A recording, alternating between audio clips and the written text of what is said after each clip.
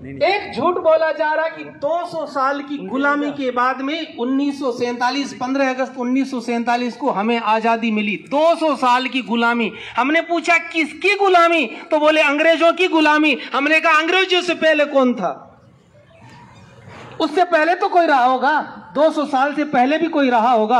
वो 800 साल तक हिंदुओं के ऊपर जो अन्याय अत्याचार जिन हरामखोरों ने किया, वो 800 साल की गुलामी भूल गए।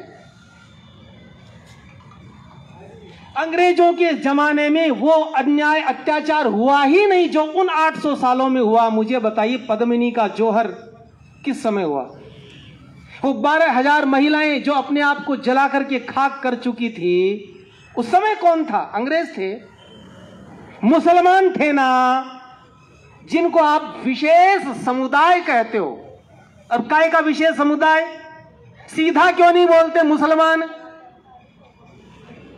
जितने मंदिर टूटे हजारों इस देश में, वो अंग्रेजों ने तोड़े थे, वो मुसलमानों ने तोड़े ना।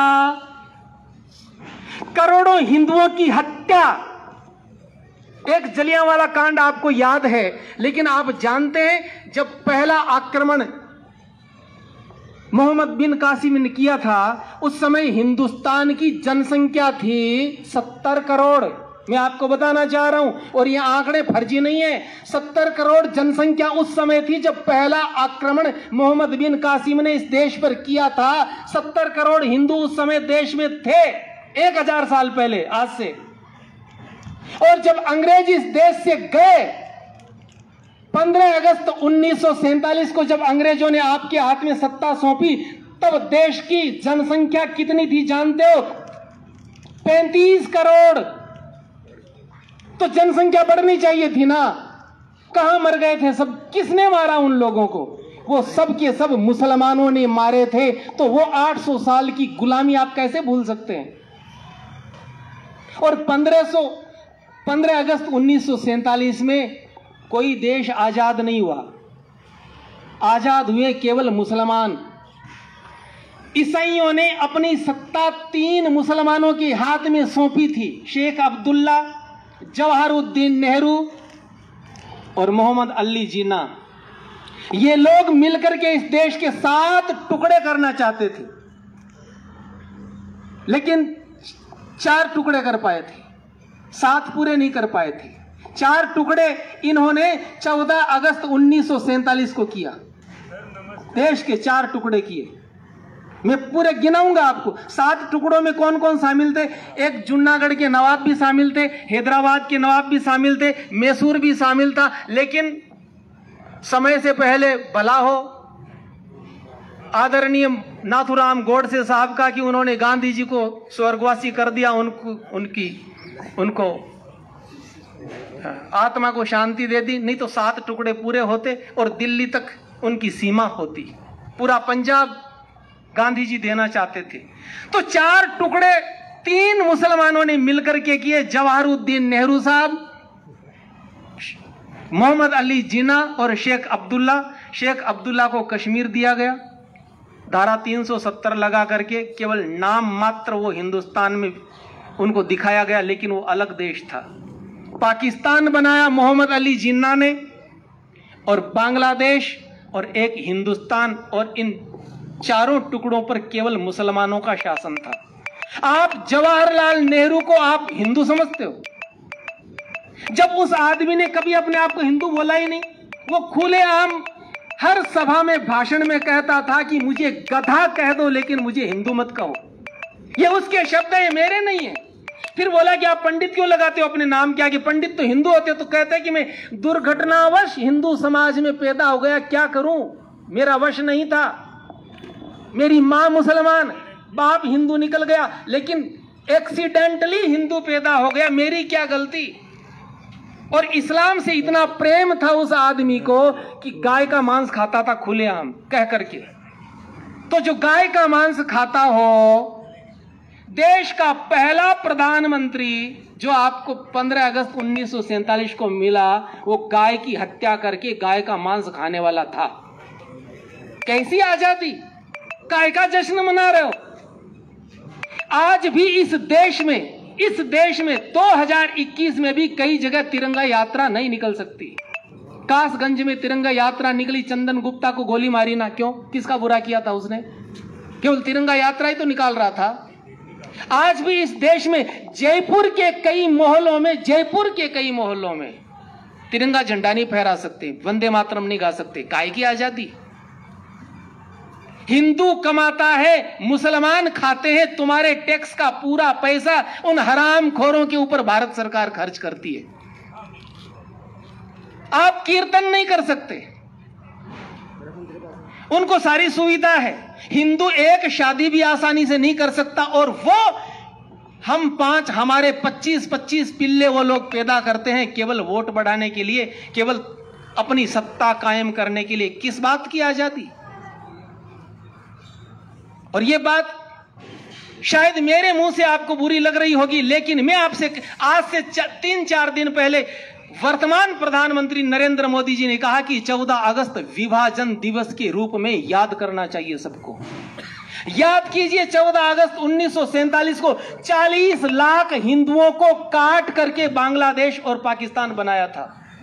एक जलियांवाला कांड हमको याद है, याद करना ही चाहिए। लेकिन वो 40 लाख हिंदुओं को गर्दने काट काट करके माता बहनों के साथ में जो हुआ, मैं वर्णन करना शुरू करूंगा तो शाम हो जाएगी।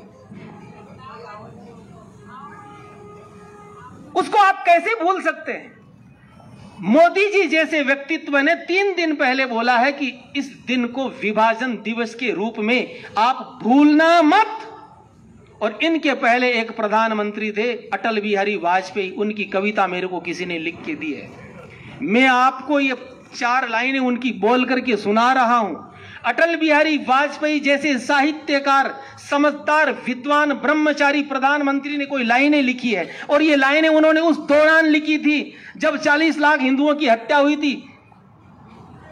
उस समय जब देश के टुकड़े हुए थे, उसके कुछ दिन बाद उन्होंने ये कविता लिखी। और एक एक शब्द आप ध्यान से सुनिए। वो कहते हैं, 15 अगस्त का दिन कहता आजादी अभी अधूरी है। तो कुछ न कुछ बात तो होगी पीछे, तभी तो उन्होंने ऐसा बोला ना। 15 अगस्त का दिन कहता आजादी अभी अधूरी है, सपने सच होना बाकी है, रावी की शपथ अधूरी है। ये रावी क्या है? रावी नदी कश्मीर पर से जो पाकिस्तान की ओर बहती है, वहां पर कुछ राष्ट्रवादियों ने उस समय सौगंध खाई थी कि हम देश को फिर अखंड बनाएंगे। उनमें एक अटल जी भी थे। तो वो कहते हैं 15 अगस्त का दिन कहता आजादी अभी अधूरी है, सपने सच होना बाकी है, रावी की शपथ अधूरी है। आगे वो कहते हैं, आंखों में चिंगारियां उछले, ऐसे शब्द उन्होंने लिखे, जिनकी लाशों पर पग धरकर आजादी भारत में आई, वे अब तक है खाना बदोश, गम की काली बदली छाई। कलकत्ता के फुटपाथों पर, और उस समय जो शरणार्थी होकर हिंदू आए थे, जो मर गए वो मर गए, लेकिन कुछ जिंदे बचकर के जो आए थे, उनकी जो दुर्दशा हुई थी, उनके विषय में वो सब गांधी जी के पास गए थे रोते रोते, हमें बचाओ। तो गांधी जी ने कहा, तुम यहां क्यों आए, वहीं मर लेते ना, यहां आने की जरूरत क्या थी तुमको। लेकिन अटल जी लिखते हैं, कलकत्ता के फुटपाथों पर जो आंधी पानी सहते हैं, उनसे जाकर पूछो 15 अगस्त के बारे में क्या कहते हैं। भूखों